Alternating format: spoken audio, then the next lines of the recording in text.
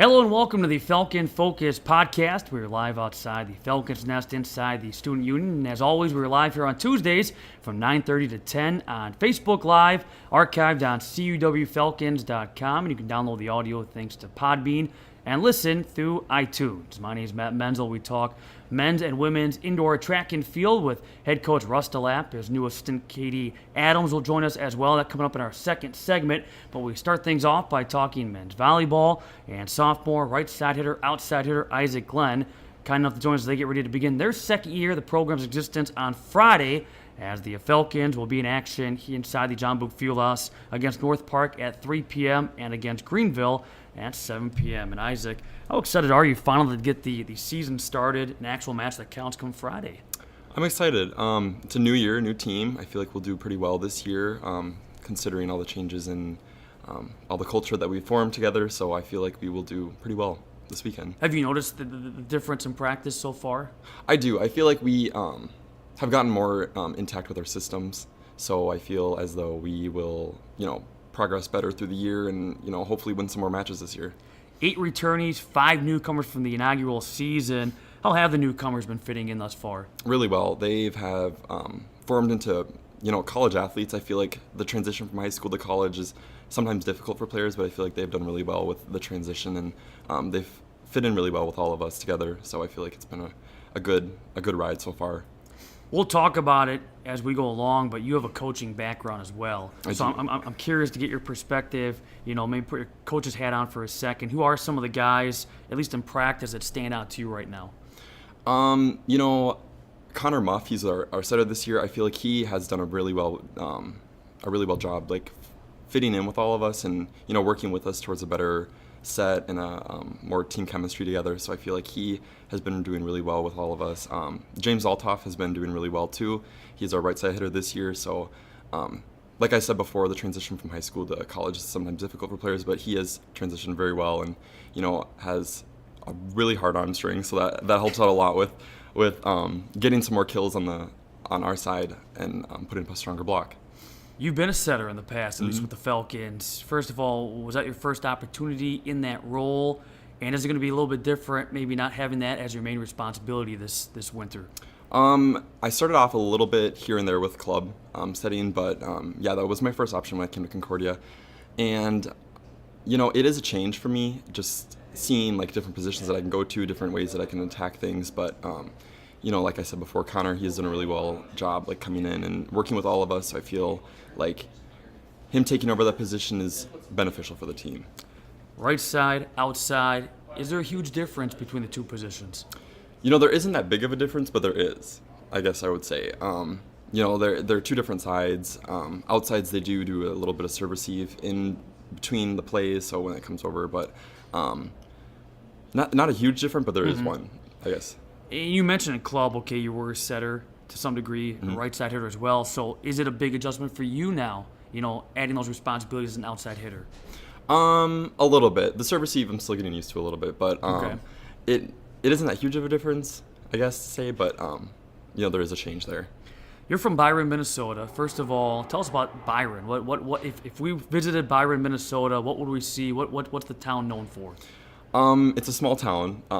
It's like a neighboring town of Rochester, Minnesota. Okay. So I guess you wouldn't see much, but our sports athletics are really strong there. I feel like we as a community are tight knit with that, and we always support one another through our sports, and other teams come to other teams' games and work well with one another. So I guess you would see a very strong community towards the athletics programs. Now, Russ and Katie will appreciate when you were in high school, you were a track and field athlete. There was no boys volleyball, at least not at your high school. So how did it come about that you go from being a track and field athlete to boys volleyball, men's volleyball being your focus?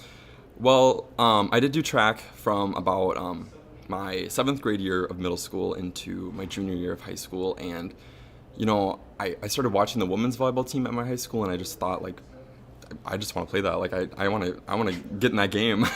So I looked into a little bit, and I found some club teams up in the, St. Paul, Minneapolis area, and I started going up there, working towards, a goal to achieve that college level of playing. So it's all based on us watching a volleyball match. Yeah. So you had no prior, just playing in the backyard at the beach, No prior Nope. volleyball experience. No experience. So then how do you go about finding a club and actually being on that club team?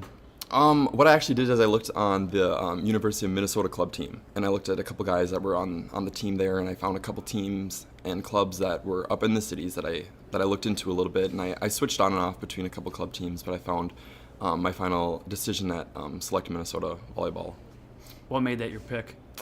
I guess the coaching staff there was really strong. He kind of formed me into the player I am today, and he really helped me with trying to achieve that goal to get to a college level of playing, and he really worked with me to improve what I didn't have and focus on the little things that I needed to work on. So do you ever envision you go from playing club volleyball, I mean, first of all, playing volleyball in the first place, to then club volleyball, to then now at the collegiate level? It was kind of just a goal. Like I guess like I didn't really see myself getting there, but I always was trying to work towards it and pushing myself to eventually get to that level. And when I finally did, it was a relief to get there. So how did Concordia become in your future? How did this university, did it become your pick? My mom actually went to Concordia St. Paul. Okay. So that was kind of a factor with deciding. And we came here and toured it and looked around, and I just felt like this was home for me. So was there an attraction to the fact that you could come here and be part of the first ever men's volleyball team? it was a thought. It was a pretty cool idea to be a part of, like, a history making team, but it wasn't my, like, all-time, like, decision making factor. That's what brought me here. I really go for, like, a strong coach that really will push me to be a better player, and that's what kind of helped me make my decision to come here. So coming into the first season and playing, alongside some athletes that had never played volleyball before, what was your anticipation of year number one for Concordia volleyball?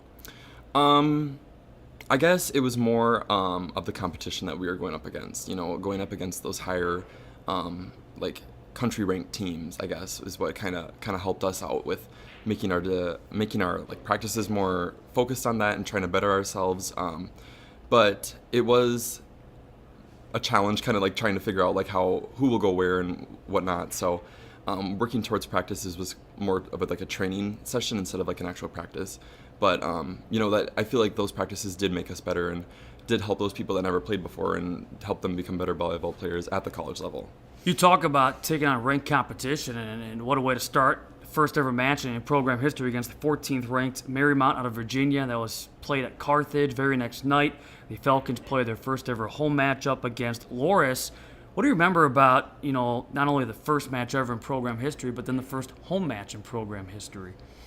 The main thing was focus on our side. Try and keep us calm, try and keep us together and work through our system to become, that team that teams are scared of, I guess. Not really scared of, but, like, they keep an eye on through the next years, I guess to say so. I know the wins weren't there, but I don't think there's any question. If you watch this team compete from January through April, you guys got better. You guys were more competitive as the season went along. Did you feel that way? I mean, when you go back to how you played, how your teammates played, did you guys feel like, okay, maybe the wins weren't there, but you were getting better and starting to figure things out? Yeah, even though it didn't show up as a win on the leaderboards, I feel like as though we did win some matches here and there. We did work, like, as hard as we could through an entire match, and we might have lost. But I feel like we, as a team, won some games here and there, I guess. But it's all on, like, how we understand ourselves as a culture and work towards what we believe is a winning match. Go inside the locker room. Was it difficult at times, though, to stay positive, knowing that, hey, your backs are against the wall? Was it difficult during the grind of the season to stay upbeat, even though you guys knew, hey, coming in, it was going to be, a learning situation. You guys were going to take your bumps along the way. Yeah, it was sometimes to stay positive through some matches, but we always looked at it as a way to improve ourselves. We're going up against those ranked teams. It was always about seeing the competition, how they work with one another, and trying to reflect that onto ourselves. Your major, sports psychology, did that help you at all, just mentally in how you went about that first season? Yeah, I feel like it was, most people think that volleyball is all physical. It's all physical game, but sometimes it is about how you look at the court and how you adjust to what the other team is doing. So I feel like me reading the other team members and trying, pick one another up and reading the other side of the court, trying to figure out where they're going, where they're swinging, all that, all the like kills that they're trying to rack up was beneficial for my major, trying to bring that in. Well, to take that a step further, okay, you're a setter, and you're playing along some guys that don't have a volleyball background. How do you decide, you're running the offense. How do you decide where to go with that ball? I mean, you have to make that split-second decision. How did that factor, and how did you get more comfortable in that area as the season went on? Yeah, I feel like I did. It was difficult to try and figure out who to set to just based on the backgrounds of one another. But, as the season went on, we did improve. So I feel like I got more options to set to one another. But setting is all about trying to mix up your offense and trying to get it to other players to not have a single block up against just one player, because then it wouldn't be beneficial to our team or the other player. So trying to mix it up and trying to get other people involved is the main key when doing that. Certainly more memories to come, but what are your takeaways? What are your memories from that first season? I guess my biggest, achievement and memory was bringing in what I had and trying to incorporate that with my team. We did become closer as a team, so I feel like becoming a family as the team was a great memory to have. Mentioned too, back a few minutes ago, you do have a coaching background. You've been coaching now with the Ozaki Volleyball Club. How did that come about? It was brought up in the beginning of the year, so me and Sam Robick, another team member of mine, we both go in and coach 16-year-olds. So it's a challenge, but we're getting through it and bringing them to tournaments and working towards our winnings. Is coaching something you could see yourself pursuing in the future? I think so. It's a lot of fun to just, bring what I have as my background into what they have in their backgrounds. So trying to bring that together and making them better volleyball players is a really, it's a good feeling inside, I guess to say. So from a coaching standpoint, do you have a coach or a couple of coaches throughout your career that you turn to and go, hey, you know what, I learned a lot from him, or I'm learning a lot from him, and you kind of, piggyback off that and now your coaching career? Yeah, actually my track coach, he was really supportive of us and trying to get us all together. And even though track is more of an individual sport, I guess he tried to bring us all together as a team and work towards a team goal. And my club coach is also a really good mentor for me that I always go to. Sometimes I text here and there trying to ask for advice for coaching my club team. So those two have been really supportive of me. And now it's time to get to know you a little bit better, our rapid fire segment, as we get to, throw a bunch of questions at you as we get to know you a little bit better as an athlete. And I want to get to know, first of all, what's your favorite food? Favorite food? And does that differ based on if you have a game or not, match or not? Probably buttered noodles from Noodles & Company, okay. And that does not differ with the game. We need them as a sponsor. Yeah. Favorite movie? Favorite movie? Or type of movies? Probably Marvel movies. Okay. And any particular character, hero that you... Infinity one? War probably is the newest best one. How about favorite music or artist? What pumps you up before a match? Probably rapper, like pop, I guess. Do you have a pre-match routine? I just try and jam out to my favorite music before every match and try and get hyped that way. Are you superstitious at all? Do you have to, if you have success one match, you did something one way, you have to do it that way the next time? Depends. It kind of depends on what it was. Now describe yourself in 3 words. Funny, nice, kind. Do you have any hobbies? Playing volleyball, hanging out with friends. That's about it. Nickname? Isaac. How's like that? Isaac. Okay, but how's that come about? Isaac. They kind of just made it in 2 different words. I don't know. See, I'm slow this morning. I guess I didn't get. I like that. Who is the funniest guy on the team? If it's not you, probably James. James. Yep. Who is the most serious guy on the team? Ooh, probably our coach. Really? Yeah. Depends on what the situation, I guess. Is he intimidating? I know, knowing the guy, okay, I'm not intimidated by him. But if I'm an official and he gets upset, I'd be intimidated by him if I didn't know him. How from a playing standpoint, when he gets fired up, can he be intimidating? Sometimes. I always think back to what he has taught me throughout the years and how he treats me as a player. So I feel like sometimes he can be intimidating to our team, but it always goes back to who he really is. See, that's a good answer. I was trying to lead you down a bad path, and there goes your playing time. If not volleyball, what sport? Would it be track and field?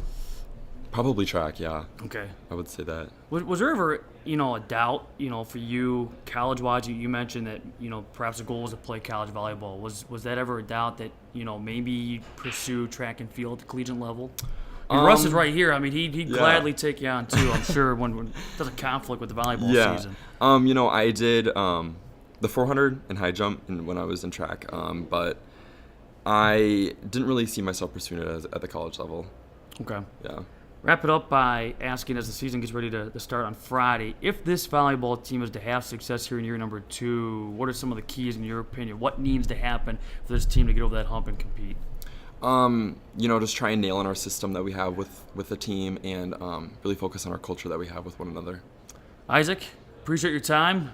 Isaac, you got to get back to practice. Yep. I understand that they practice right now. He's cutting practice. Good luck Friday, all season long. And again, John Book Fieldhouse this Friday as the season gets underway with matches at 3 o'clock against North Park, 7 o'clock versus Greenville. And when we come back here on the Falcon Focus Podcast, we will switch gears to track and field, joined by head coach Russ and his new assistant Katie Adams. Stay tuned to the Falcon Focus Podcast. When did our measurement of success in life become so common? Because as unpopular as it might sound, God never intended for any of us to live a comfortable life. He intended for each of us to live each day with a higher purpose, to go outside our comfort zones and use our gifts and talents in the service of others. That's why He created each one of us uniquely, remarkably, to stand apart from the crowd, to live a life that's actually uncommon. Maybe that's why at Concordia University, our students have never been satisfied with simply fitting in and doing great things, but instead becoming great people. And why our education focuses on not only developing what you know, but who you are and who you were made to be. Passionate, faithful, courageous. Because living uncommon means living a you-first life in a me-first world, which isn't the easiest way. But at Concordia, it's the only way. After all, doesn't the world already have enough common? Concordia University. Live uncommon.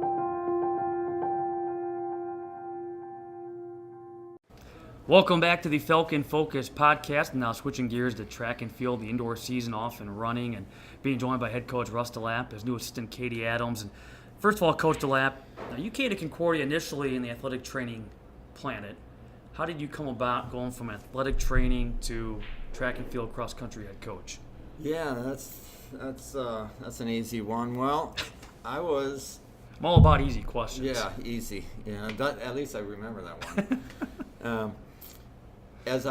In athletic training, as an athletic trainer, I would take cross country as one of my sports because I'm a distance runner and I always like the sport. And then the cross country coach got fired, and so I told Rob, I told the AD, listen, if you want me to cover it, I can cover it. I'm there anyways, and so I thought it was going to be a temporary thing.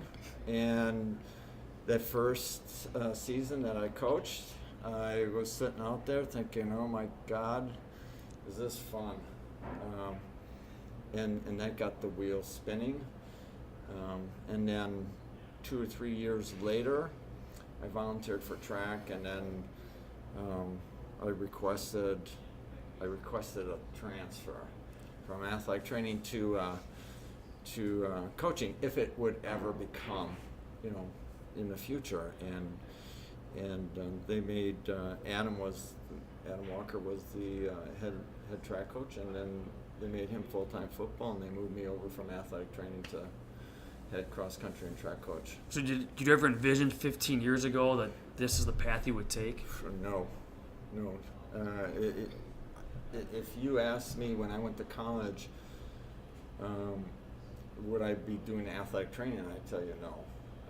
I stumbled into it, and I think that's God's way of guiding you a little bit. Absolutely. Yeah.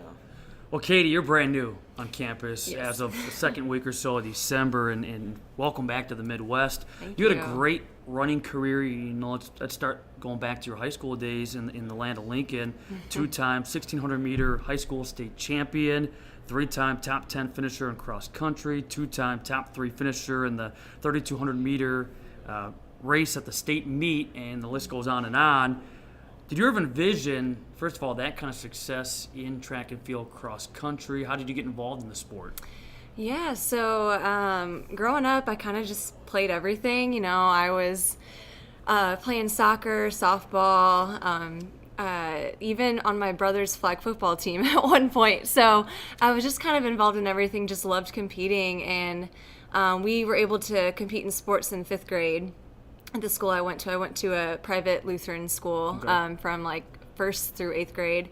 And, I tried it out because, the coach at the time was recruiting pretty much everybody to run. And I ran my first race and I just fell in love with it. So I kind of dabbled with the, running, and then I still was kind of doing the soccer thing. But once it, got to high school, I realized, I think I could really have a shot at, pursuing a dream of competing in college if I just stuck with running. So, that's kind of what happened. I just focused on running once I got to high school, and, had the success I was fortunate enough to have in high school, and, be able to compete at the level I was in college. And, I'm just very grateful for it. So. And you mentioned collegiately, you started off with the Iowa Hawkeyes. Yes. How did that come about? Yeah, so, the coach at the time was heavily recruiting me there, and, I just, he great guy. We're still good friends today. But I think it's just one of those things where you get into a program, and until you're there, you don't really know it's a good fit until you're immersed in it. So, all the respect in the world for him, but we both kind of agreed that with the training philosophy he had, I wasn't able to be my best, self, running wise. And I decided to transfer and look up some other schools, and was then recruited by Lance Harder at Arkansas. So just kind of a change of events. Never thought I'd be going to Arkansas randomly. And we never talked actually in my high school years at all, but I knew a couple girls that ran for him and heard good things, and ended up there. So. And it sounded like they had a great deal of success, not only in track and field and Yeah. cross country when it came to the SEC. Yeah. Russ, big runner yourself. If you go to cwfalcons.com, I'd list off his entire bio, but it may take up the whole podcast. You've done so much already in your running career. How did that come about? How did you, ascend to the national level? Training every day. It wasn't something that I looked towards or had a goal to be. I just, I loved running. I loved training. I liked the journey of it. I liked the suffering that goes about to get there, with a goal in mind, and then work towards it. In running fast is a fun thing if you can get there. Mm-hmm. And I just trained year after year, and I just really enjoyed trying different things. There's only so many 5Ks, 10Ks you run, then you might want to run a half marathon and a marathon, and some ultras, some 50 milers I got involved with, and then I tried a few 100 milers, and just something different, just something to train for, just to see if I can even do it. And then as I got older, my fitness was maintained quite a bit if you're training consistently. And then I started competing, and then I started realizing I started being ranked nationally in my age group at different events and stuff. And then that got the wheels spinning a little bit, and then I tried some national meets and national U.S. championship type races and things of that nature, and fared pretty well. So for you, as we sit here right now, what are some of your highlights? When you look at everything you've accomplished, what are you most proud of, and is there still stuff that you're looking to attain? You have goals still set for your running career? Yeah, I do. I can't. There's top secret right now. But well, this is a pretty unique podcast. I mean, this is we want the secrets. Well, the details. You know, I want to try things that are beyond my normal limits. I want to see if I can do it. So my next challenge is going to be probably a 200-mile race. That's the next goal. No kidding. No. And wow.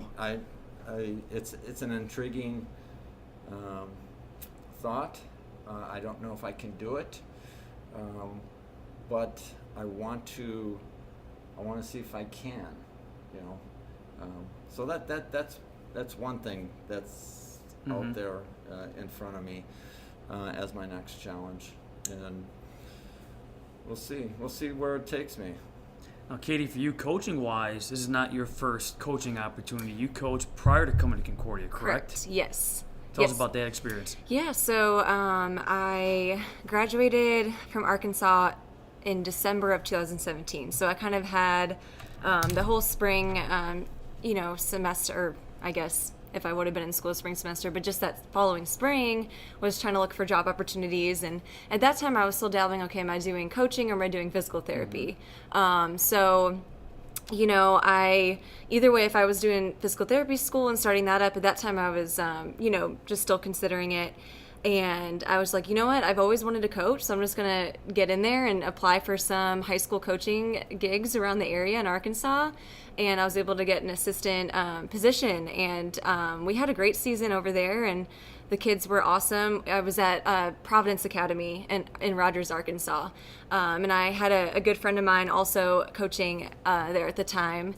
And yeah, it was a great experience for me. And I think at that point I was just like, fell in love with it. And I was, still at that time dabbling in, okay, am I doing PT and coaching, or like, how is this going to work? And so yeah, it was a great experience, and I'm glad I had it because I was able to hopefully have that little, bit of experience. And then when applying for college coaching jobs, I think that definitely helped show that, I've had a season at least of, training athletes and kind of knowing the ins and outs of on the coaching side instead of the athlete side. And for you, one of your focuses is the distance runners. Mm-hmm. So, okay, already a couple of meets in, your first meet that you got to see was back on this past week on January 11th, the Grand Valley State Bob Eubanks Open, in which you had runners from D1, D2, D3, NAIA, Canadian athletes competing. Mm-hmm. Who are some of the distance runners that Falcon fans should watch out for, should look for when visiting cwfalcons.com? Who are some of the athletes that you're expecting some big things from this year? Yeah, so I think one person that comes to mind that Russ works very closely with is Craig Reese. Mm-hmm. He had a great meet on Friday. He ran the 3K and ran an 8:50, and he looks great out there, very strong. I think he got a top 5 finish at the meet too, with some, going up against some big schools. And he just looks so strong, and I'm really excited to see how he does this season. But not just Craig Reese. There was Jack Crawl as well. And he ran a good time for himself too with a 9:30 and competed hard. And let's see, quite a few of the guys ran some PRs in the 3K over the weekend. We even had a PR with Emmett in the 800. So I think just, I don't know, I'm just really excited. And I'm still kind of in the process of getting to know everybody too. So I'm just excited to kind of see how they do. And, I'm training some people. Russ is training some people kind of both on the distance side. And I know one of my guys, Ryan Jangle, also had a great meet, and he ran a little bit faster than I expected. So I was happy for him. And so just some of those names. I know a lot on the girls' side. We have quite a few people kind of coming back from injuries and stuff and still getting into it. So we didn't have a lot of the females competing at the meet. So I think once they kind of get back into the flow of things and we're being smart with him and being safe because we've got a long season ahead going to outdoor track. So just playing it smart right now, and I hope that we can get them back racing soon. So. And finally, Russ, I want to get your thoughts, too, on the first two events. Okay, December 1st, you guys were part of the UW-Oshkosh Titan Early Bird Invite, and then this past weekend in Allendale, Michigan. Your takeaways from those two events? Well, the first one is really just a benchmark.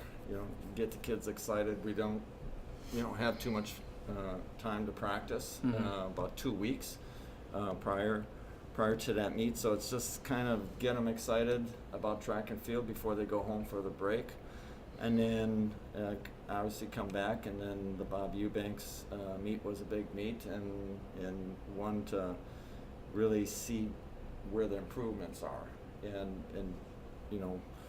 there were a lot of kids on the team that had PRs, and Sam Spranger broke the indoor 400 meter record, and Anastasia Helg tied the school record in the 60 high hurdles.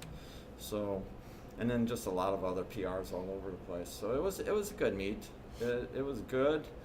Like Katie said, we have a few athletes injured that are mending, coming back, and for us, the key meet is conference. So we have about, I think, 6 weeks to the conference meet. Well, the season continues, at least as far as meets go, in a couple of weeks.